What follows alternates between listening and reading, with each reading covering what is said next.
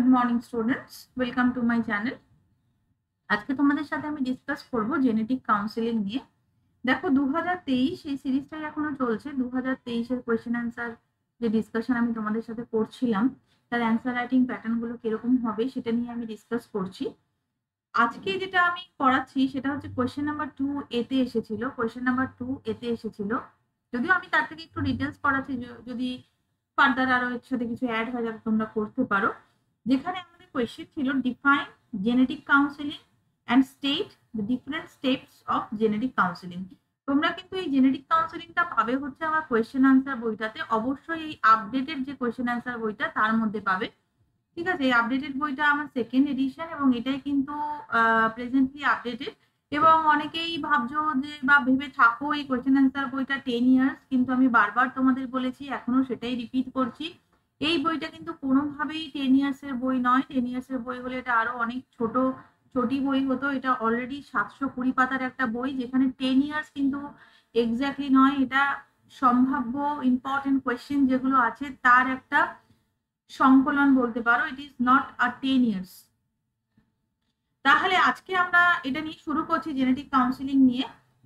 পরের ভিডিওতে আমি পেডিগ্রির সাথে এর একটা যে রিলেশন জিজ্ঞেস করেছে ঠিক বি কোয়েশ্চেনটাতে, সেটা আমি ডিসকাস করব। আজকে জেনেটিক কাউন্সিলিং যদি তোমাদের জিজ্ঞেস করে, তো অ্যাজ ইউজুয়াল যেরকম ভাবে আমি আগে তোমাদেরকে বলেছিলাম যে জেনেটিক কাউন্সিলিং বলো বা এনিথিং, এনি কোয়েশ্চেন, সেটাতে তোমার একটা কনক্লুশন, তার একটা বডি এবং তার অবশ্যই একটা ইন্ট্রোডাকশন থাকবে। এক্ষেত্রেও কিন্তু ঠিক সেইভাবেই আমাদের কোয়েশ্চেন প্যাটার্নটা রেডি করতে হবে। আরেকটা জিনিস, এবছরের কোয়েশ্চেনে যেটা আমি দেখলাম, যেটা আমার বলতে পারো বেশ ভালোই লেগেছে, কোয়েশ্চেন গুলো 1 তো 10 নম্বর করে এসেছে, তো নাম্বার এখান থেকে পাওয়ার একটা চান্সেস আমাদের জন্য অনেক বেড়েছে। এবং কোয়েশ্চেন গুলোর সঙ্গে কিন্তু সে অর্থে কোনো লেজ কোয়েশ্চেন নেই, তাই প্রত্যেকটা কোয়েশ্চেন যেটা আমাকে জিজ্ঞেস করেছে সেখানে কিন্তু তোমার নিজস্ব যে কনক্লুশন সেটা তুমি এখানে দিতে পারবে, তার একটা পার্টিকুলার ইন্ট্রোডাকশনও তুমি একটা দিতে পারবে আলাদা করে। ঠিক আছে, তো এটা কিন্তু এর আগের ইয়ার পর্যন্ত মিক্স কোয়েশ্চেন থাকতো, তো সেখানে সব কোয়েশ্চেনের তো আর কনক্লুশন আর হতো না, that is a continuation question. তো এটা কিন্তু তা নয়। তো এক্ষেত্রে কিন্তু আমরা এই যে প্রসেসটা আমি তোমাদের সাথে ডিসকাস করছি সেটা করতেই পারি, এবং অবশ্যই পার্টিকেল রাইটিং ইজ প্রেফারেবল। দেখো, প্রথমেই যদি আমরা বলি যে জেনেটিক কাউন্সিলিং সম্বন্ধে বলতে গেলে আমাদের জেনেটিক কাউন্সিলিংটা বেসিক্যালি কি, তার একটা ছোট ইন্ট্রো দিতে হবে। This is the intro part. যে জেনেটিক কাউন্সিলিং যদি এটাকে আমি বাংলায় বলি, তাহলে জিনতাত্ত্বিক পরামর্শ। এই জিনতাত্ত্বিক পরামর্শটা আমরা কখন নিই? যখন আমরা দেখি যে কোনো শিশু, বেসিক্যালি জেনেটিক কাউন্সিলিং ম্যাক্সিমাম ক্ষেত্রেই শিশুদের ক্ষেত্রেই অ্যাপ্লিকেশন এটার হয়, বাট ক্যান্সারের ক্ষেত্রেও, ক্যান্সার ডিটারমিনেশনের ক্ষেত্রেও কিন্তু জেনেটিক কাউন্সিলিং একটা তোমার অ্যাপ্লিকেবল থিং। এথনিসিটির ক্ষেত্রেও একটা অ্যাপ্লিকেবল থিং। কোনো কোনো এথনিক গোষ্ঠীর মধ্যে পার্টিকুলার কোনো জেনেটিক ট্রেটস থাকে। আমরা আজকে অ্যাপ্লিকেশন নিয়ে যদিও ডিসকাস করবো না, অ্যাপ্লিকেশন নিয়ে পরবর্তী সময় ডিসকাস আমরা করবো যদি সেরকম ভাবে, এখন আমি আগে এই সিরিজটা শেষ করে নিই।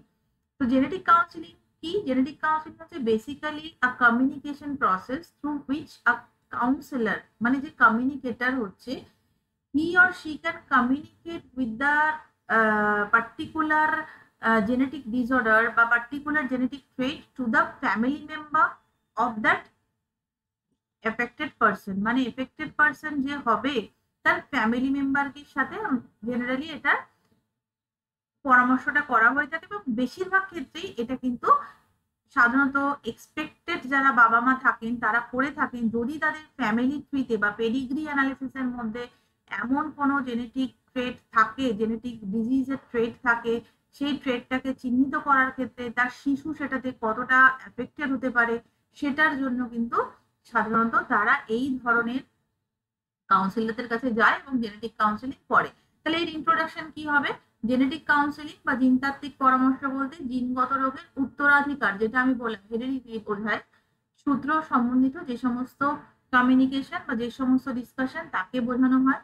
মূলত গর্ভাবস্থায় শিশুর কোনো রকম জিনগত সমস্যা যদি ধরা পড়ে, সেক্ষেত্রে কিন্তু শিশুর পিতামাতা যায় কার কাছে? জেনেটিক কাউন্সিলরের কাছে যায়। এবং তার কিছু কিছু পার্ট থাকে। কি কি পার্ট থাকে?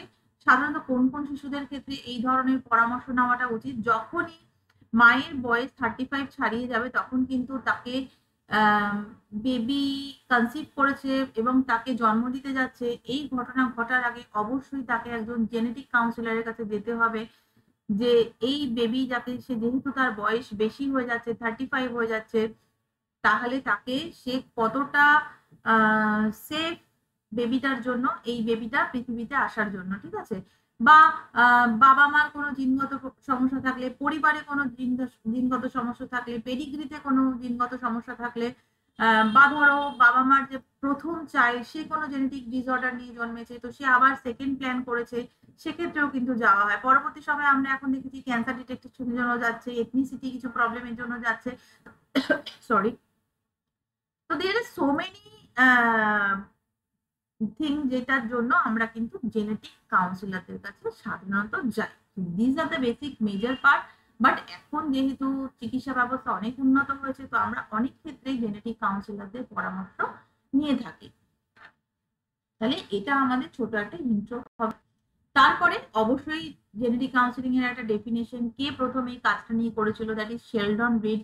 ইট ওয়াজ 1947 যখন he coin the term genetic counselling. তিনি প্রথম সবার সামক্ষে জেনেটিক কাউন্সিলিং বলে যে কোনো শব্দ হতে পারে সেই টার্মটাকে কয়েন করেছিলেন। And then American society of human genetics সেটার একটা ডেফিনেশন দেওয়ার চেষ্টা করেছে, যা সেটাকে যদি আমরা বাংলায় তর্জমা করি, তার মত যেটা মানে সেটা হলো যে জিনগত পরামর্শ হলো একটি কথোপকথন, that means this is a communication process, যার মাধ্যমে কোনো জিনগত রোগের ঝুঁকি মানে risk of the particular genetic disorder বা রোগের প্রকোপ সম্বন্ধিত আলোচনা করা হয়ে থাকে। তাহলে এই ডেফিনেশনটা আমরা কার থেকে পেয়েছি? এই ডেফিনেশনটা American society of human Genetics তারা দিয়েছিল। দেন লেটার অন 1955 স্মিথ বলেছিলেন, যে একটা কোটেশন করেছিলেন, it is a process in which the councillor assist the counselee to make interpretations of facts relating to the choice, plan or adjustments which he needs to make। তার মানে কাউন্সিলি যে হবে এবং councillor যে হবে তাদের মধ্যে একটা কমিউনিকেশন হচ্ছে, সেই কমিউনিকেশনটা রিগার্ডিং উইচ, সেটা হলো একটা জেনেটিক ডিসঅর্ডার বা একটা ডিজিজ রয়েছে, সেটার জন্য তার চয়েস কি হতে পারে, সেটার জন্য সে কি প্ল্যান করছে বা কি কি অ্যাডজাস্টমেন্ট করলে হয়তো বা সে এই জেনেটিক ডিসঅর্ডারটা থেকে কিছুটা রিলিফ পাবে। ওকে, সো আমরা কিন্তু প্রথমে দেখে নিলাম ইন্ট্রোডাকশন, তার সঙ্গে একটা করেসপন্ডিং আমরা ডেফিনেশন পেলাম, কে প্রথম কয়েন করেছে সেটাও আমরা দেখলাম। তারপরে কিন্তু কোথায় কোথায় অ্যাপ্লাই হয়, পূর্ব থেকে কোনো বংশগত রোগ থাকলে দত্তক শিশু নেওয়ার সময় অবভিয়াসলি প্রকৃত পিতৃত্বের নিরূপণে এখানে তোমরা ক্যান্সার ডিটেকশন দিতে পারো, ঠিক আছে, এথনিসিটি পারপাসে দিতে পারো, ঠিক আছে, পেডিগ্রি পারপাসে দিতে পারো, আরো পয়েন্ট এখানে দিতে পারো। দেন যেটা আমাদের এই কোয়েশ্চেনের সেকেন্ড যেটা ছিল সেটা কি ছিল, এনিউমারেট define genetic counselling and state different steps of genetic counselling. মানে আমরা জেনেটিক কাউন্সিলিংটা কি সেটা বললাম, কোথায় কোথায় এটাকে অ্যাপ্লাই করতে পারি ছোট করে বললাম। দেখো সবটাই কিন্তু ওয়ার্ডে শব্দে, আমরা কিন্তু সেরকম খুব একটা লিখিনি এখানে। হ্যাঁ, তারপরে আমরা আসছি স্টেপসে। সাধারণত জেনেটিক কাউন্সিলিং এর বেসিক যে মেজর স্টেপস সেটাকে তোমরা এখানে প্রচার করেও দিতে পারো, কিন্তু যেহেতু 10 নম্বর আছে সেক্ষেত্রে এটা কিছু হলে মানে প্রথমেই আসবে হিস্ট্রি, প্রচারের প্রথমেই আসবে কে, দ্যাট ইজ হিস্ট্রি।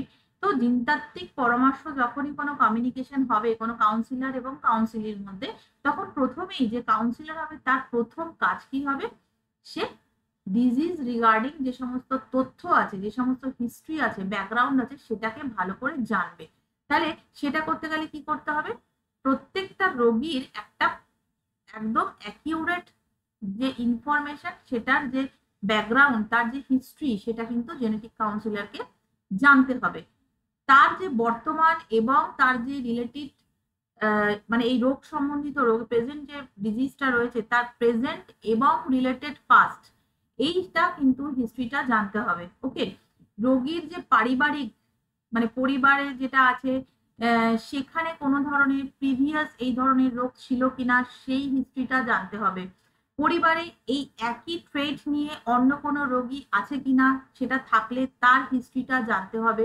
কনসানগুইনিটি পরিবারের মধ্যে আছে কিনা, যদি থাকে তাহলে সেই রিগার্ডিং হিস্ট্রি কিন্তু জানতে হবে। তাহলে প্রথম কাজ কি কাউন্সিলরের, সেটা হচ্ছে রোগ সম্বন্ধিত তথ্যকে জানা, মানে হিস্ট্রি রিগার্ডিং দ্য ডিজিজ। তার জন্য তাকে এই এই জিনিসগুলো করতে হবে। Okay, so these are the basic steps. তোমাদেরকে স্টেপসটাতে এখানে বেশি এমফাসাইজ করতে হবে, কারণ হচ্ছে স্টেপসটা কিন্তু জিজ্ঞেস করেছে।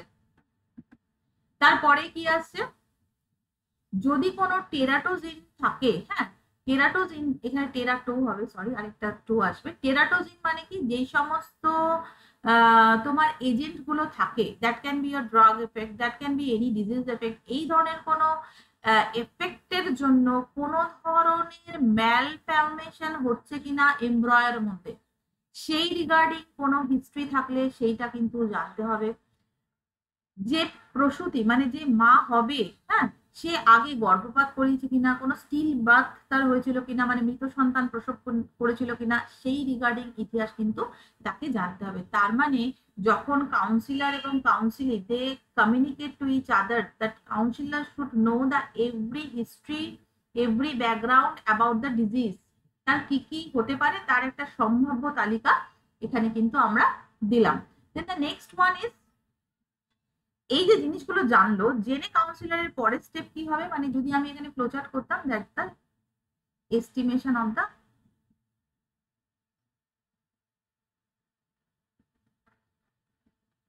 তোমরা চাইলে এই ফ্লোচার্টটা করতে পারো, যেহেতু এখানে অনেকগুলো সবকটাই হেডিং সাবহেডিং বুলেটে করা আছে, তো আমি ফ্লোচার্টটা এখানে অ্যাড করিনি। মানে এই যে জিনিসগুলো আমি জানলাম, যে হিস্ট্রিগুলো আমি জানলাম, তার রিস্ক কতটা আছে সেইটাকে কিন্তু আমাকে প্রথমে এস্টিমেশন করতে হবে, আমাকে অনুমান করতে হবে। আমি নিজে কাউন্সিলর হয়ে সেটাকে অনুমান করব, তারপরে না আমি সেটা আমার যে কাউন্সিলি আছে তাকে জানাবো, তাই না? তো এখানে কি করতে হবে, রোগ সংক্রান্ত ঝুঁকির একটা পার্টিকুলার অনুমান করাটা is a very important part of genetic counselling.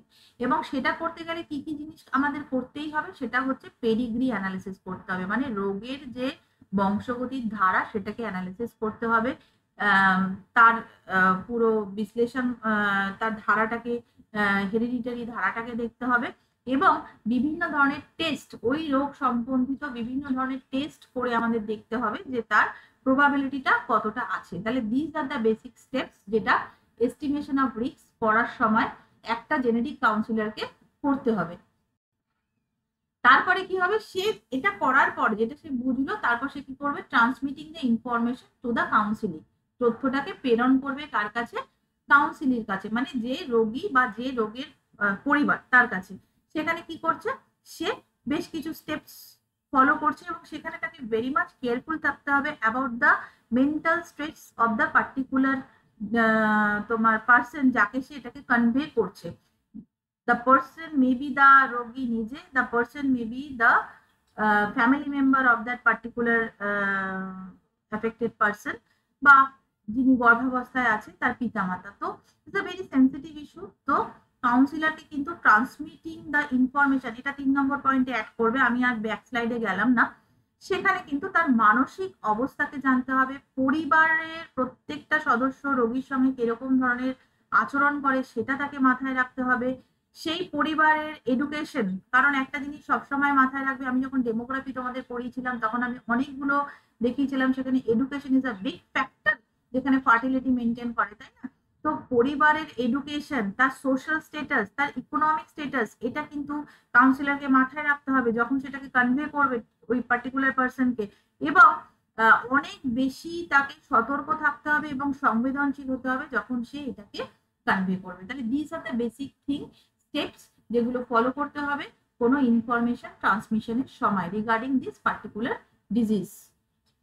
তারপরে কি, management, that is the fourth step. এবং লাস্ট স্টেপ ম্যানেজমেন্ট, মানে হচ্ছে কিভাবে এবার এটাকে আমি ম্যানেজ করবো। এগুলো তো আমি জানলাম, তাহলে এই কৌশলটার জন্য, ম্যানেজ করার জন্য কাউন্সিলর তো কনভে করলো টু দ্য কাউন্সিল, তার মানে প্রতিকার এবং ঝুঁকি, সেইটা প্রত্যেকটা পদক্ষেপ, প্রত্যেকটা স্টেপ রোগী এবং রোগীর পরিবারকে সচেতন করতে হবে, যাতে তারা সেই জিনিসটাকে ট্যাক্টফুলি হ্যান্ডেল করতে পারে এবং রোগটাকে সাময়িকভাবে প্রতিকার বা প্রতিরোধ করা যায়। তাহলে এখানে কাউন্সিলরের ভূমিকা কি সেটা তো আমরা স্টেপস এর মধ্যে দেখলামই, বাট এটা একটা জিস্টেড ভূমিকাও করা যায়, যে পরিবারের ইতিহাস বিশ্লেষণ করা, তার কালচারাল ট্রেড, তার পার্সোনাল ট্রেড, তার ফ্যামিলি ভিত্তিক ট্রেড, এগুলোকে দেখা, পরিবারের চিন্তা কমিয়ে দেওয়া যে না কোনো প্রবলেম হবে না, কিভাবে প্রতিকার বা ঝুঁকি সম্বন্ধিত কি কাজ তারা করতে পারে সেগুলো সম্বন্ধে অবগত করানো। দরকার পড়লে ধরো যিনি এক্সপেক্টেড মাদার আছেন, মানে প্যারেন্টস আছে, তাদের মনে হচ্ছে কাউন্সিলরের সঙ্গে কথা বলে, কাউন্সিলরও মনে হচ্ছে যে একে গর্ভপাত করালে ভালো হয়, তো অ্যাবর্শন এত বড় একটা ডিসিশন নেওয়ার ক্ষেত্রেও কিন্তু ম্যাক্সিমাম ক্ষেত্রে এই জিনতত্ত্ববিদদের একটা বড় রোল থাকে। তার মানে genetic counselling with it steps যদি আমাকে ডিসকাস করতে দেয়, তাহলে আমার কোয়েশ্চেন আনসারের কাঠামোটা কি হবে সেটা আমরা দেখে নিলাম। ছোট ইন্ট্রো হবে, ইন্ট্রোর পরে তার একটা ছোট ডেফিনেশন হবে, ডেফিনেশনের পরে কিন্তু তার অ্যাপ্লিকেশন পার্ট হবে, কোথায় কোথায় অ্যাপ্লাই হচ্ছে, then the steps, then the role. তার মানে 1 2 3 4 5 অলরেডি 5খানা সাব হেডিং রয়েছে, হেডিং সাব হেডিং রয়েছে, এবং এর মাঝখানে কিন্তু অজস্র বুলেট পয়েন্ট রয়েছে। এবং কোথাও কিন্তু আমরা দেখছি না যে আমি হরাইজন্টাল লিখছি এবং অনেক বেশি কিছু লিখছি, পয়েন্ট বেসিস লিখছি। 10 মিনিটের মধ্যে এই কোয়েশ্চেন অ্যান্সারটা আশা করি ফিনিশ হয়ে যাবে, এবং 10-এ আমরা ম্যাক্সিমাম মার্কস এখান থেকে ক্যারি করতে পারবো। তোমাদের ভিডিওটা কেমন লাগলো অবশ্যই আমাকে জানাবে। তোমাদের লাইক শেয়ার কিন্তু অবশ্যই আমাকে মোটিভেট করে তোমাদের নেক্সট ভিডিওটাকে করার সময়। Thank you.